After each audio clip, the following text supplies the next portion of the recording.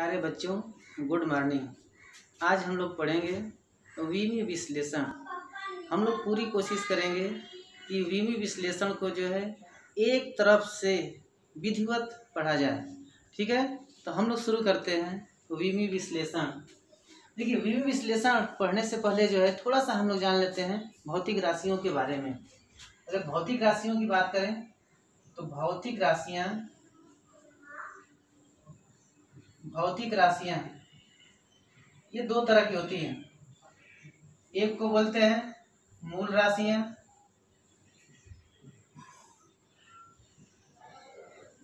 और दूसरी होती है व्युत्पन्न राशियां।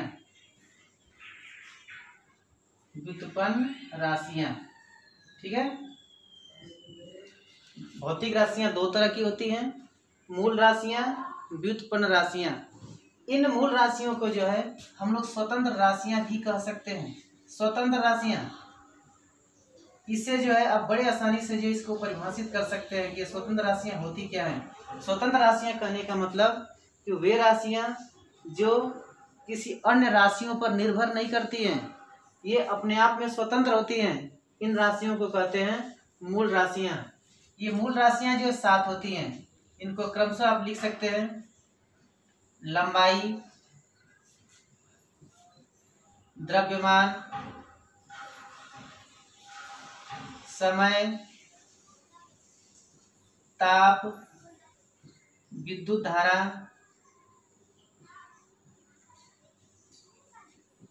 ज्योति तीव्रता,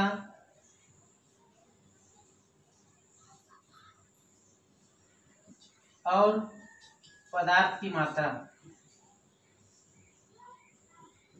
ये 7 जो है मूल राशियां हैं। लंबाई, द्रव्यमान, समय, ताप, विद्युत धारा, ज्योति तीव्रता और पदार्थ की मात्रा। इन 7 राशियों के अलावा कोई भी राशि जो है मूल राशि नहीं होती है। ये 7 ऐसी राशियां हैं जो किसी अन्य राशि पर निर्भर नहीं करती हैं, ये स्वतंत्र होती है। बाकी जितनी भी राशियां होती है इन्हीं राशियों के पदों में या इन्हीं राशियों का प्रयोग करके बनाई जाती हैं। व्युत्पन्न राशियों की बात करें तो ये वे राशियां हैं जो मूल राशियों के पदों में व्यक्त की जाती हैं। जिन राशियों को हम इन मूल राशियों के पदों में व्यक्त करेंगे वे सारी राशियां जो है व्युत्पन्न राशियां कहलाती हैं। यानी आप इनके अलावा जो भी राशि जानते हैं वो सारी राशियां जो है व्युत्पन्न राशियां हो जाएंगी। जैसे कह लीजिए क्षेत्रफल जो है एक व्युत्पन्न राशि है, आयतन व्युत्पन्न राशि है, वेग एक व्युत्पन्न राशि है, त्वरण ये भी एक व्युत्पन्न राशि है, आगे बढ़े बल ये भी एक व्युत्पन्न राशि है, कार्य ये भी एक व्युत्पन्न राशि है। यानी आप कह सकते हैं कि इन 7 मूल राशियों के अलावा हम जितनी भी राशियां जानते हैं वो सभी राशियां जो है मूल राशियां व्युत्पन्न राशियां होती हैं।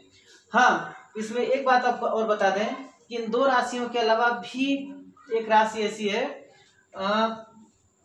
जैसे आप जानते हैं पूरक राशियां। इन पूरक राशियों में केवल 2 राशियों को रखा गया है। एक होता है कोण, जिसका मात्रक लेते हैं रेडियन, और दूसरा होता है घन कोण। इस घन कोण का मात्रक लेते हैं स्टेरेडियन। इन मूल राशियों और व्युत्पन्न राशियों के अलावा एक पूरक राशि भी होती है। पूरक राशियों में केवल 2 राशियां लेते हैं, कोण और घन कोण। कोण का मात्रक होता है रेडियन, घन कोण का मात्रक होता है स्टेरेडियन। हम लोग जो है यहाँ पर भौतिक राशियों की बात किया, इसमें से मूल राशियां देख लिया हमने। मूल राशियां 7 होती हैं, क्रमशः लंबाई, द्रव्यमान, समय, ताप, विद्युत धारा, ज्योति तीव्रता, पदार्थ की मात्रा।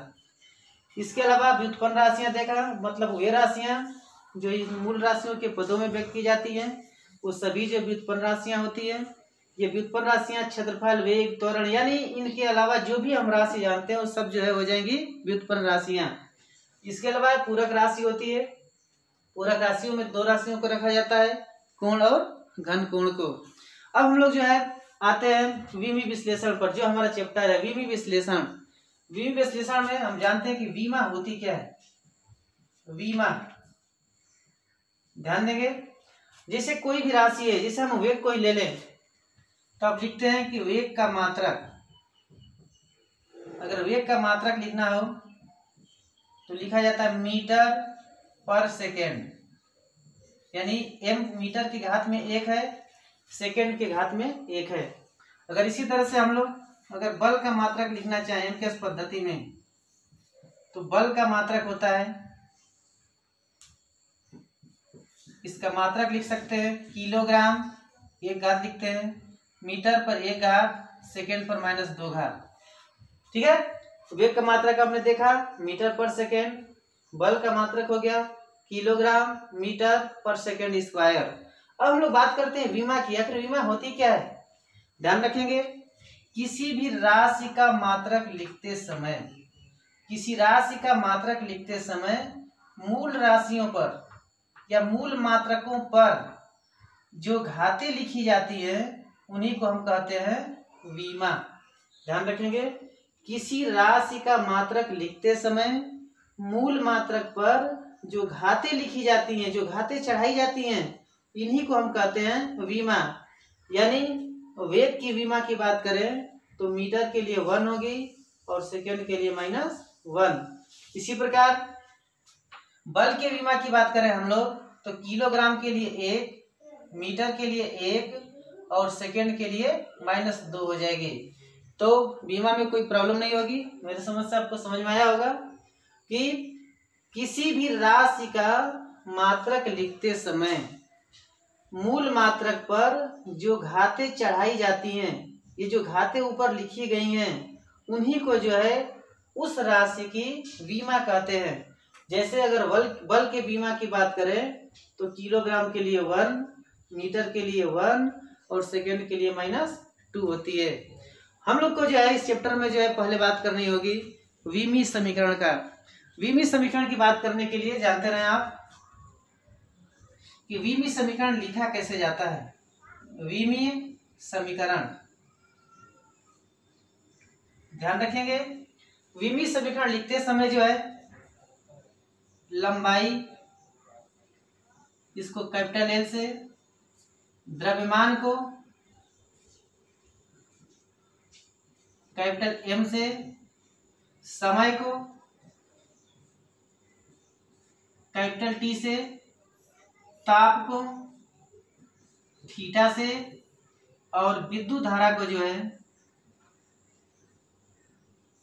विद्युत धारा को ए से प्रदर्शित करते हैं। ध्यान रखिएगा, विमी समीकरण लिखते समय जो है क्रमशः लंबाई, द्रव्यमान, समय, ताप, विद्युत धारा को जो है कैपिटल लेटर में एल, एम, टी, थीटा और ए से प्रदर्शित किया जाता है। तो आगे हम लोग इसमें बात कर लेते हैं कि विमी समीकरण कैसे लिखा जाता है। देखिएगा, तो पहली बात याद रखिएगा कि विमी समीकरण लिखने के लिए जो है विमी समीकरण जो है समीकरण बड़े कोष्ठक में इस तरह लिखा जाता है, लिखा जाता है। अब जैसे किसी भी भौतिक राशि का जो विमी समीकरण आपको लिखना है तो विमी समीकरण लिखने के लिए आप क्या करेंगे कि जो भी समीकरण लिखेंगे बड़े कोष्ठक में लिखेंगे। हम लोग जो है कुछ राशियों के विमी समीकरण लिखते हैं और यहाँ से जो आपको एकदम आसानी से समझ में आ जाएगा कि किसी भी भौतिक राशि का विमी समीकरण आप कैसे लिखेंगे।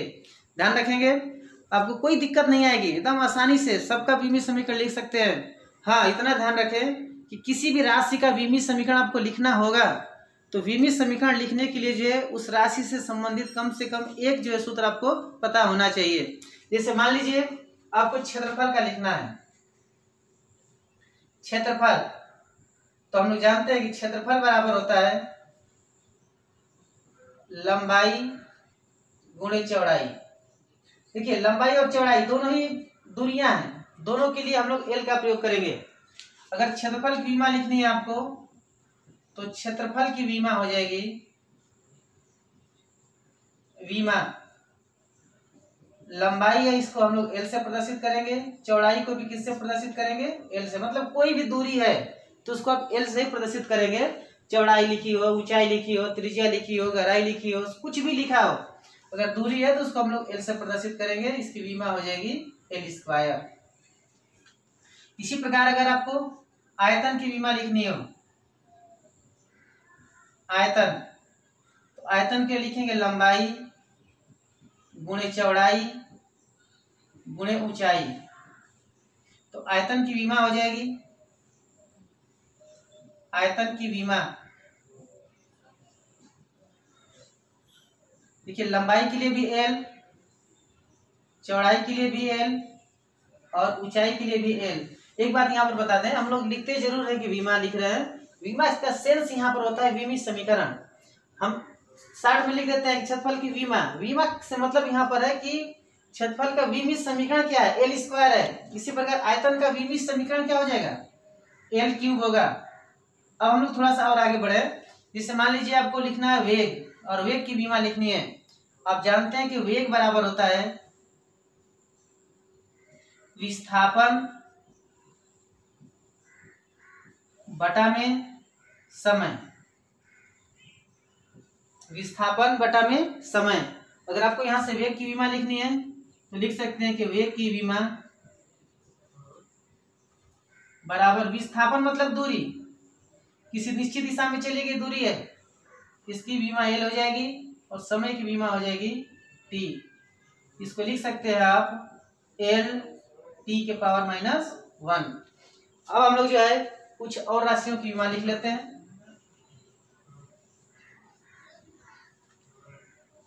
मान लें आपको लिखना हो त्वरण की विमा, तो त्वरण से संबंधित एक सूत्र लिख लीजिए। त्वरण बराबर होता है वेग परिवर्तन,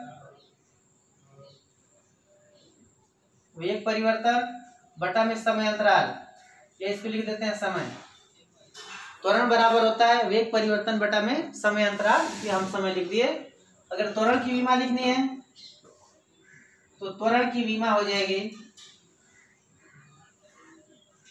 वेग परिवर्तन, वेग परिवर्तन भी तो वेग होगा, और वेग की विमा अभी हमने लिखा था कितना, इधर देखिए एल टी के पावर -1, तो वेग परिवर्तन की विमा हो जाएगी एल टी के पावर -1, और बटा में समय की विमा हो जाएगी टी, या इसको लिख सकते हैं एल टी के पावर -2। तो त्वरण की विमा हो जाएगी एल टी के पावर -2। मान लीजिए कि आपको लिखना है बल की विमा, बल हम जानते हैं कि बल बराबर होता है द्रव्यमान गुणे त्वरण, न्यूटन का गति विषयक द्वितीय नियम। तो बल की विमा होगी, बल की विमा, द्रव्यमान की विमा को हम लोग लिख देंगे एम, और त्वरण की विमा भी ज्ञात की है, यह हो जाएगा एल टी के पावर -2, ये हो जाएगा एम एल टी के पावर -2। इस तरह से बल की भी विमा निकाल सकते हैं। आगे भी हम लोग बढ़ते हैं, कुछ और भौतिक राशियों की विमा देख लेते हैं। जैसे मान लीजिए आपको कार्य की विमा ज्ञात करनी है, तो कार्य बराबर होता है बल गुणे बल के दिशा में विस्थापन, या सीधे लिख दे रहे हैं विस्थापन। कार्य बराबर बल गुणे बल के दिशा में विस्थापन। यहां से कार्य की विमा हो जाएगी, कार्य की विमा, बल की विमा भी ज्ञात किया गया था एम एल टी के पावर -2, और विस्थापन की विमा हो जाएगी एल, गुणा कर ले तो यह आ जाएगा एम एल स्क्वायर टी के पावर -2। इस तरह से हमने कार्य की विमा निकाल लिया। अब आगे कुछ और भौतिक राशियों की विमाएं देख लेते हैं। हाँ, किसी तरह की आपको प्रॉब्लम होगी इसमें तो जरूर कमेंट करिएगा। मैं समझता हूँ कि किसी को कोई प्रॉब्लम नहीं होगी, ठीक है, कोई प्रॉब्लम नहीं ना, ठीक है। आगे ध्यान दें, इस मान लीजिए आपको कह दिया जाए बल नियतांक की विमा लिखिए, तो बल नियतांक बराबर होता है, बल नियतांक बराबर बल बटा में विस्थापन। जैसे स्प्रिंग है, स्प्रिंग पर बल लगाकर खींच रहे हैं, विस्थापित हो रही है, या उसको दबा रहे हैं, संपीड़ित हो रही है, विस्थापन। अब ध्यान दें, बल नियतांक अगर इसकी विमा लिखनी है तो बल नियतांक की विमा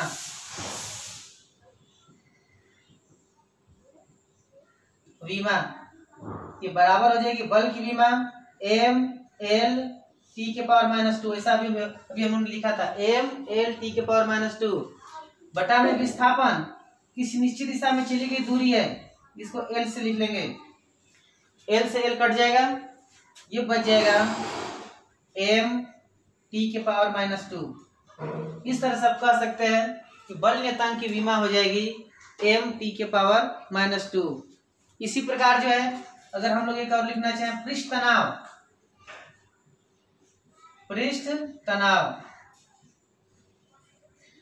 तनाव बराबर होता है बल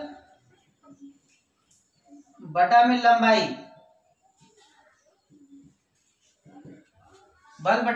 लंबाई, तो इस तरह से पृष्ठ तनाव की विमा हो जाएगी तनाव की विमा। अगर आपको इसकी विमा लिखनी है तो बल की विमा लिख देंगे एम एल टी के पावर -2, अभी ऊपर भी लिखा था यहाँ पर, और बटा में लंबाई हो जाएगी एल से एल कट गया, ये हो जाएगा एम टी के पावर -2। इस तरह से पृष्ठ तनाव की विमा आ जाएगी एम टी के पावर -2। आप किसी भी भौतिक राशि की विमा निकालनी है, किसी तरह की कोई भौतिक राशि, उसकी विमा लिखने के लिए आप क्या करेंगे, उससे संबंधित कोई भी सूत्र लिखिए और सूत्र लिखने के बाद उसमें जो भौतिक राशियां हैं उनकी विमा लिख करके उसको हल कर देंगे, तो आसानी से जो उस भौतिक राशि की विमा आपको प्राप्त हो जाएगी। आगे जो है कुछ और राशियों की हम लोग विमा देख लेते हैं, इसके बाद आपको दे देंगे कुछ बीमा लिखने के लिए, लिखिएगा, किसी तरह की प्रॉब्लम होगी तो बताइएगा। इस मान लें कि आपको जो एक बीमा लिखने के लिए कह दिया जाए कि जड़त्वागुण की बीमा क्या होती है, तो देखिए जड़त्वागुण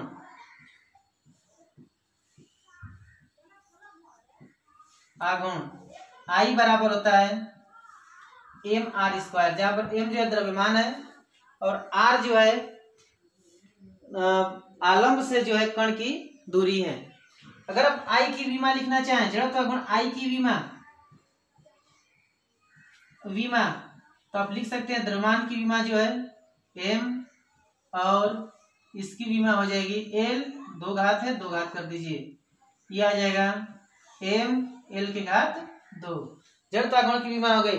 जैसे कई बार जो है आपको अलग अलग नियतांकों की विमा निकालने को आ जाती है और किसी नियतांक की विमा निकालनी है तो उस नियतांक से संबंधित कोई भी एक सूत्र आप लिखिएगा और उस सूत्र की सहायता से जो है बड़े आसानी से विमा आप जो है निकाल सकते हैं। जैसे मान लें कि आपको ज्ञात करना है किसकी विमा, गुरुत्वाकर्षण नियतांक की, जिसे गुरुत्वाकर्षण नियतांक की विमा आपको ज्ञात करना है।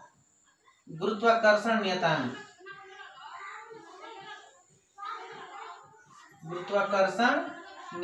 कैपिटल जी, अगर इस कैपिटल जी की विमा आपको निकालनी है तो कैपिटल जी से संबंधित कोई भी सूत्र आपको पता है तो उस सूत्र को आप लिखिए और उस सूत्र की सहायता से निकाल लीजिए। जैसे हम लोग जानते हैं कि बल F बराबर होता है G m1 m2 अपान r²। यहाँ पर कैपिटल G जो है बल नियतांक है, तो अब यहाँ से कैपिटल G बराबर लिख सकते हैं F इंटू r² अपान m1 m2। अब हम लोग को कैपिटल G के लिए एक सूत्र प्राप्त हो गया, एक सूत्र लिख लिया गया। अब इस सूत्र की सहायता से हम लोग जो इस कैपिटल G की विमा लिखेंगे। अब G की विमा लिखने के लिए अब क्या करेंगे, G की विमा ध्यान देंगे, F बल है, बल की विमा भी हम लोगों ने ज्ञात किया m l t के पावर -2, r दूरी है, दूरी की विमा होती है l, 2 घात है 2 घात कर दीजिए, बटा में m1 द्रव्यमान है, विमा हो जाएगी m, m2 भी द्रव्यमान है, इसकी विमा हो जाएगी m। एक m से एक m कट गया, तो अब हम लोग इसको लिख सकते हैं l t के पावर -2, यहां से इसको लिख सकते हैं l² अपान m। इस m को ऊपर ले जाएंगे तो घात माइनस में हो जाएगी, m के पावर -1, l का l² में गुणा करेंगे तो l³ और t के पावर -2। इस तरह से हम कह सकते हैं कि गुरुत्वाकर्षण नियतांक कैपिटल G की विमा हो जाएगी m के पावर -1 L के पावर 3 और T के पावर -2। बीमा मीन्स बीमित समीकरण। तो G का बीमित समीकरण हमने लिख लिया। इसी तरह से मान लीजिए कि आपको जो है ज्ञात करना हो प्लांक नियतांक की विमा, तो आप प्लांक नियतांक की विमा ज्ञात कैसे करेंगे? देखिए, प्लांक नियतांक की विमा ज्ञात करने से पहले मैं आपको बता दूं कि आवृत्ति की विमा क्या होती है। आवृत्ति चाहे किसी की भी आवृत्ति हो, उसकी विमा सेम होगी, क्योंकि आवृत्ति की मात्रा हमेशा एक ही रहता है। तो आवृत्ति बराबर होता है 1 में आवर्तकाल। आवर्तकाल जो है समय होता है, और समय की विमा आप जानते हैं। तो आवृत्ति की विमा क्या लिखेंगे? आवृत्ति की विमा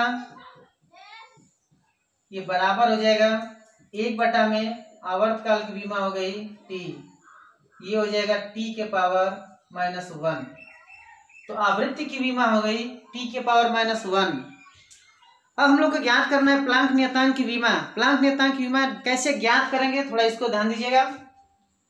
प्लांक नियतांक आप पढ़े होंगे कि ऊर्जा E बराबर होती है h न्यू, जहां पर E जो ऊर्जा है, h जो है प्लांक नियतांक है, और न्यू जो है प्रकाश की आवृत्ति है। हमें जो है विमा ज्ञात करनी है इस h की, प्लांक नियतांक h की। तो h बराबर हो जाएगा E में न्यू। अब प्लांक नियतांक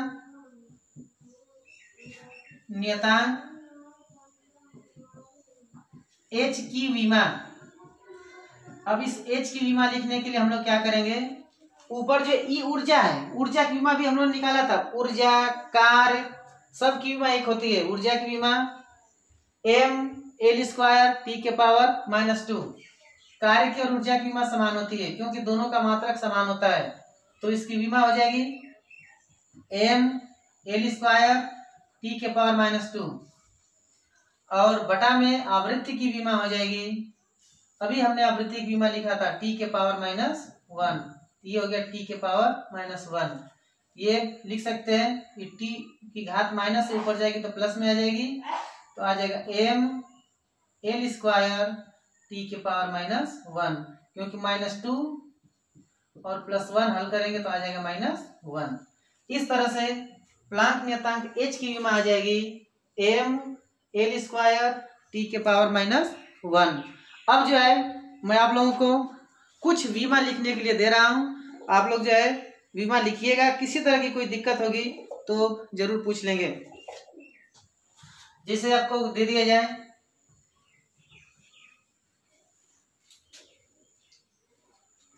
हाँ कुछ विमा दे रहा हूं जिसको आप लिखिएगा। गतिज ऊर्जा,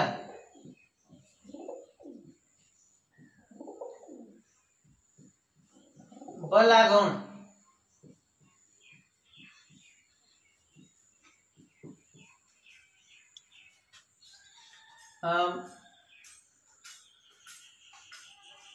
प्रतिबल,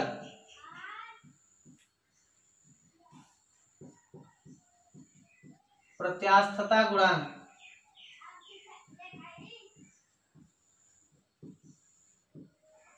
आगे हम लोग देख लेते हैं गुप्त ऊष्मा,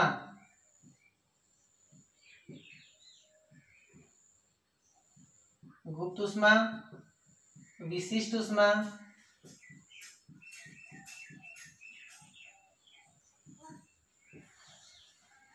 गुरुत्वीय त्वरण,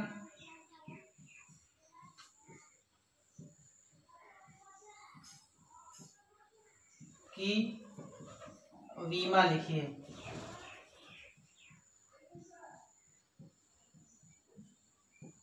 अब इसको घर पर जो है होमवर्क के रूप में कीजिएगा। किसी तरह की दिक्कत होगी तो उसको आप लोग पूछ लेंगे। धन्यवाद।